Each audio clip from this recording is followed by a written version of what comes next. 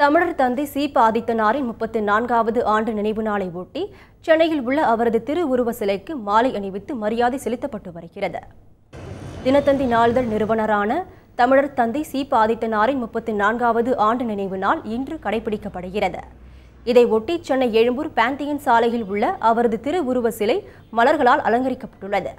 ஆதித்தனார் திருவுருவ சிலைக்கு தினத்தந்தி குழும நிர்வாக இயக்குநர் சி பாலசுப்ரமணியன் ஆதித்தன் மாலை அணிவித்து மரியாதை செலுத்தினார்.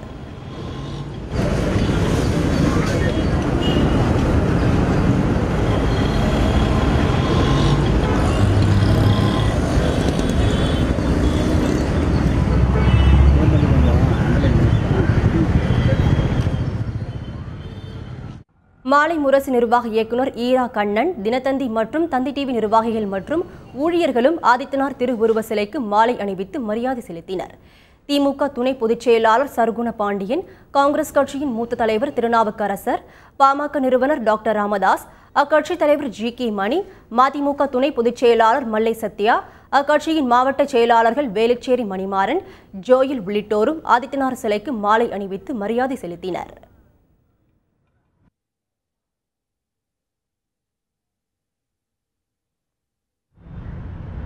தன்னுடைய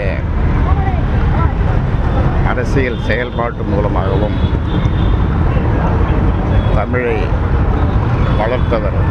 தமிழர் நலனை மட்டுமே மனதிலே கொண்டு தமிழரின் நலனுக்காக தன்னை அர்ப்பணித்துக் கொண்ட ஆதித்தனார் அவர்களுடைய புகழ் தமிழர்கள் உள்ளவரை, தமிழ் மொழி உள்ளவரை என்றென்றும் இந்த பூ உலகத்தில் நிலைத்து நிற்கும். அமரர் ஆதித்தனார் அவர்களுடைய புகழ் ஓங்குக, வாழ்க, வளர்க. விடுதலை சிறுத்தைகள் கட்சித் தலைவர் தொல் திருமாவளவன், சமத்துவ மக்கள் கட்சி எம்எல்ஏ எர்ணாவூர் நாராயணன், பொதுச் செயலாளர் கருநாகராஜன், தேமுதிக சட்டமன்ற உறுப்பினர் நல்லதம்பி, புரட்சி பாரதம் கட்சித் தலைவர் பூவை ஜெகன்மூர்த்தி உள்ளிட்ட பல்வேறு அரசியல் கட்சித் தலைவர்களும் ஆதித்தனார் சிலைக்கு மாலை அணிவித்தனர். தொழிலதிபர் விஜிபி சந்தோஷம், தமிழ்நாடு வணிகர்கள் சங்கங்களின் பேரமைப்பு தலைவர் விக்ரமராஜா உள்ளிட்டோரும் பல்வேறு நாடார் சங்கங்களை சேர்ந்தவர்களும் ஆதித்தனார் நற்பணி மன்றத்தினரும் அவரது திருவுருவ சிலைக்கு மாலை அணிவித்து மரியாதை செலுத்தினர்.